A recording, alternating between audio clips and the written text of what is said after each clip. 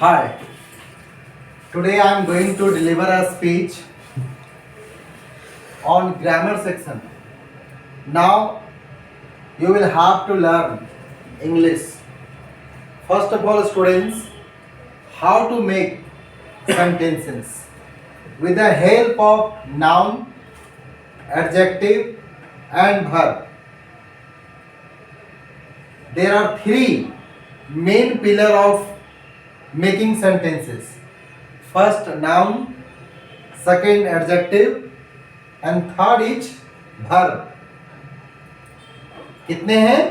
तीन main pillar हैं.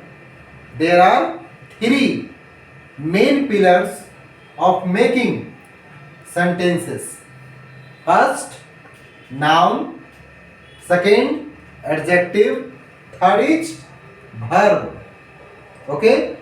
Now I am going to explain one by one. First of all, you should know what is noun. आप बचपन से noun पढ़ते आए, लेकिन नाउन का यूज यहाँ है. नाउन के मदद से, नाउन के हेल्प से आप सेंटेंस बना सकते हैं और सेंटेंस बना करके आप लैंग्वेज को बोल सकते हैं, लिख सकते हैं, पढ़ सकते हैं. एडजेक्टिव के मदद से आप क्या बना सकते हैं? सेंटेंस बना सकते हैं. वर्ब की मदद से आप सेंटेंस बना सकते हैं. तो आप बचपन में जो पढ़े हैं उसका यूज यहाँ है, इसका यूज यहाँ है. तो हम बारी बारी से समझेंगे और कुछ हम एग्जाम्पल से लिखे हुए हैं उसको भी आप ध्यान दीजिएगा. इसका एग्जाम्पल के साथ, सेंटेंस के साथ हम बताएंगे. तो सबसे पहले नाउन पर आते हैं. नाउन क्या है? हम लोग बचपन में सीखे हैं कि noun is the name of person, place और थिंग. Etch called noun. ये रटने वाला. कैसा है? रटने वाला. लेकिन ये रटने से काम नहीं चलेगा.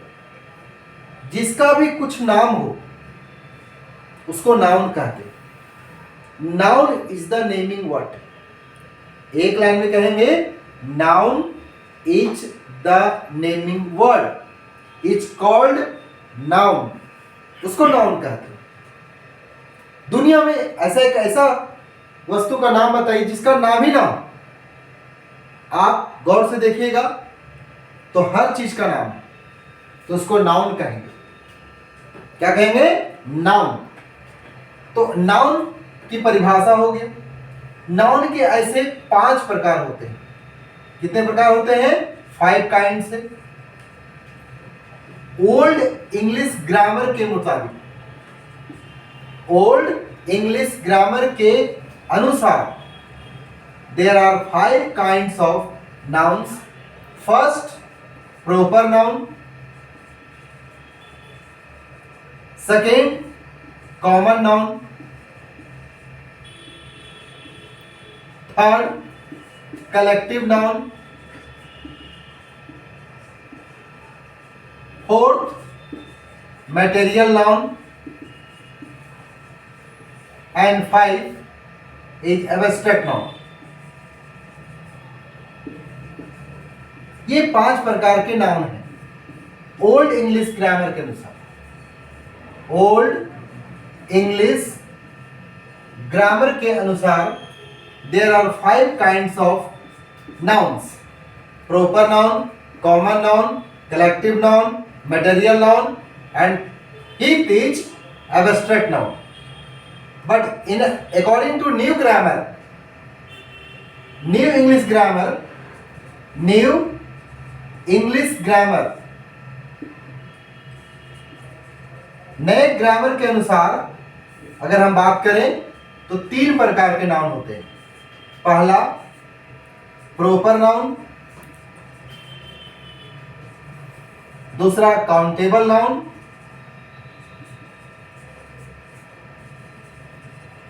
तीसरा अनकाउंटेबल नाउन. तो यहां समझना है, ये नाउन को हम बारी बारी से अलग क्लास में बात करेंगे, लेकिन यहां समझना है कि हम सेंटेंस का यूज कैसे बनाएंगे, कैसे करेंगे। तो नाउन के मदद से, एडजेक्टिव के मदद से, वर्ब के मदद से हम जान गए कि 5 प्रकार के नाउन होते हैं। हम जान गए कि 3 प्रकार का भी नाउन होता है न्यू इंग्लिश ग्रामर के अकॉर्डिंग। लेकिन हम जानेंगे सबसे पहले नाउन में जो यूज होता है। जैसे कुछ भी हम नाउन ले लीजिए, किसी भी नाम को नाउन कहते हैं। तो राम भी क्या है, एक नाउन है। तो राम कैसा नाउन है, तो प्रॉपर नाउन है। कैसा नाउन है, प्रॉपर। तो प्रॉपर किसको कहते हैं, ये थोड़ा समझ लीजिए। प्रॉपर मतलब खास, हिंदी में क्या कहते हैं, खास। खास व्यक्ति, particular person, particular place, particular thing is called proper noun. खास व्यक्ति, वस्तु या स्थान को प्रॉपर नाउन कहते हैं। कॉमन नाउन क्या है, कॉमन नाउन भी जानना जरूरी है। जैसे लड़का बोलते हैं, लड़का, तो ये सिर्फ इंडिया की लड़का की बात नहीं हो रही, धरती पर का जहां भी लड़का हो उसको प्रेजेंट कर रहा है, बता रहा है, उसको कहते हैं कॉमन नाउन। लड़की, गधा, बैल, ये सब क्या है, कॉमन नाउन है। यानी दुनिया में जहां भी रहेगा इसको रिप्रेजेंट करेगा, बताएगा, उसको कॉमन नाउन कहते हैं। कॉमन नाउन में क्या है, हम लोग पूरे जाति भर का बोध कराता है। इसका हिंदी भी होता है जातिवाचक संज्ञा। यानी एक ऐसा नाउन जो पूरा होल जाति को प्रेजेंट करता हो, उसको कॉमन नाउन कहते हैं। लेकिन अगर आप इसको बांटिएगा न्यू इंग्लिश ग्रामर के अकॉर्डिंग, तो नाउन कितने प्रकार के होते हैं, 3 प्रकार के। Proper noun, countable, uncountable. तो हमने बताया प्रॉपर नाउन, फिर बताया कॉमन नाउन, ठीक है। कलेक्टिव में हम लोग क्या करते हैं, जो कलेक्टिव में रहता है, जो समूह में रहता है, उसको कलेक्टिव नाउन कहेंगे।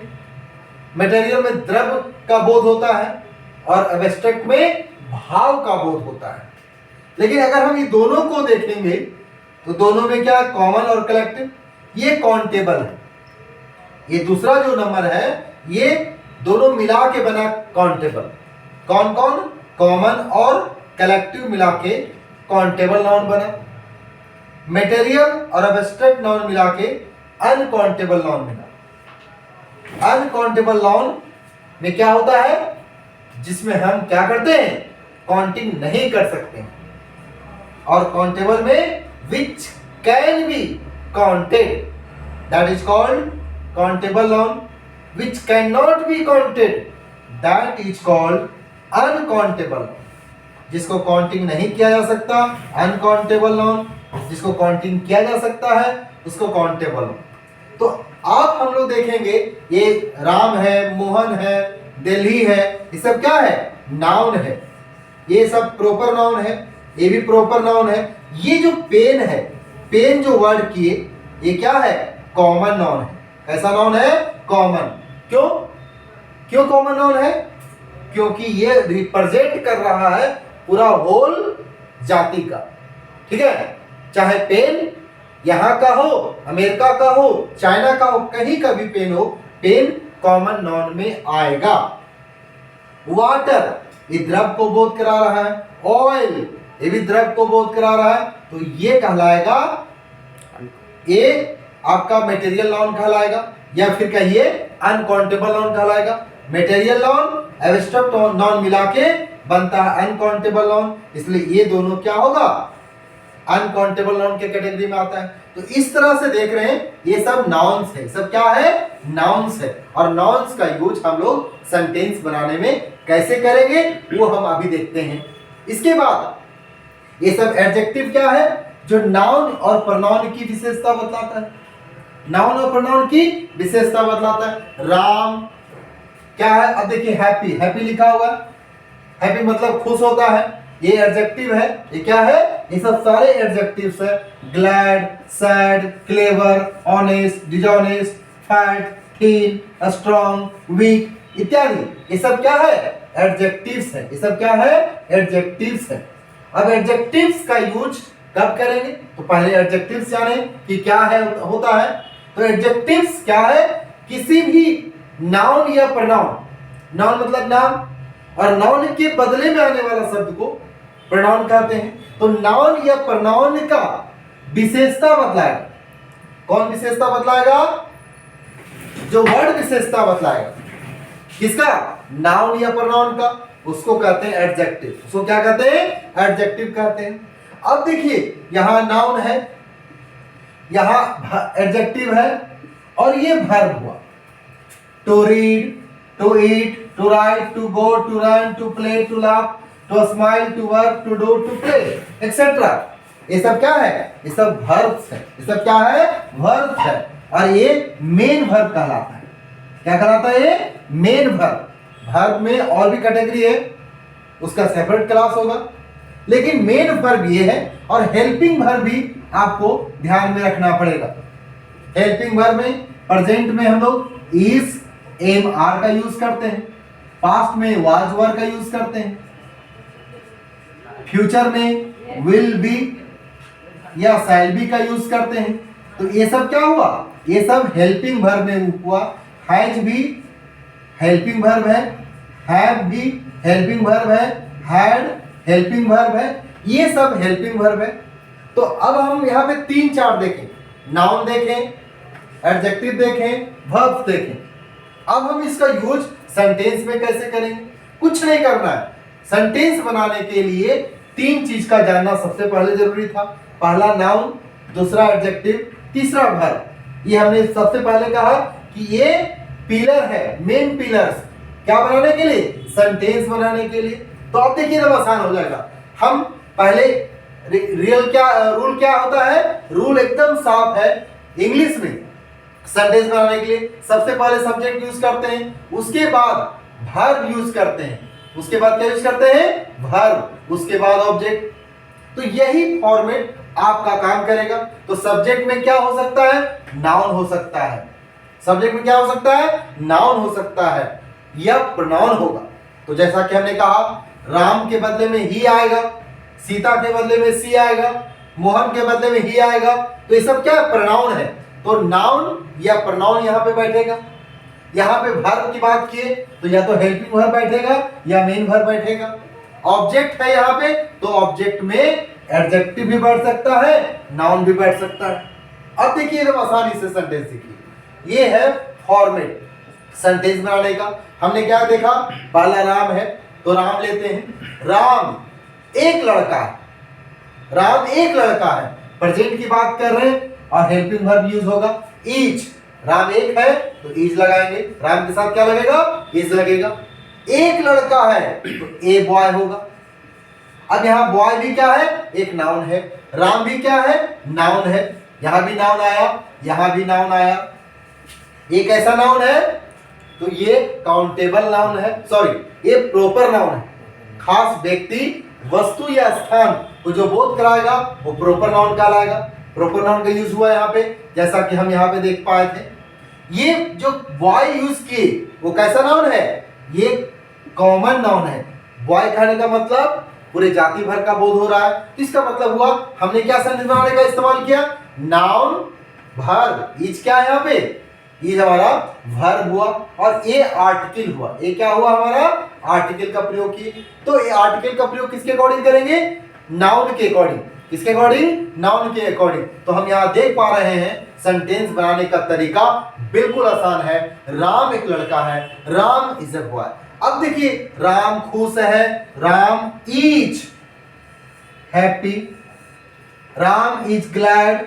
ग्लैड और हैप्पी थोड़ा अंतर है, लेकिन दोनों का अर्थ होता है खुश रहना। ठीक है, खुश। राम खुश है, राम इज हैप्पी। राम खुश है, राम इज ग्लैड। राम उदास है, राम इज सैड। राम चालाक है, राम इज क्लेवर। राम ईमानदार है, राम इज ऑनेस्ट। राम बेईमान है, राम इज डिसऑनेस्ट। राम मोटा है, राम इज फैट। राम पतला है, राम इज थिन। राम मजबूत है, राम इज स्ट्रॉन्ग। राम कमजोर है, राम इज वीक। इस तरह से हम लोग क्या किए? 10 गो एडजेक्टिव लिखे और सिर्फ राम के बारे में बोल रहे हैं। तो हमारे पास कितना सेंटेंस आया? 10 सेंटेंस आया। इस तरह से हम अनेकों सेंटेंस बना सकते हैं नाउन, एडजेक्टिव्स और वर्ब्स के माध्यम से। धन्यवाद। आज का क्लास यहीं ओवर होता है।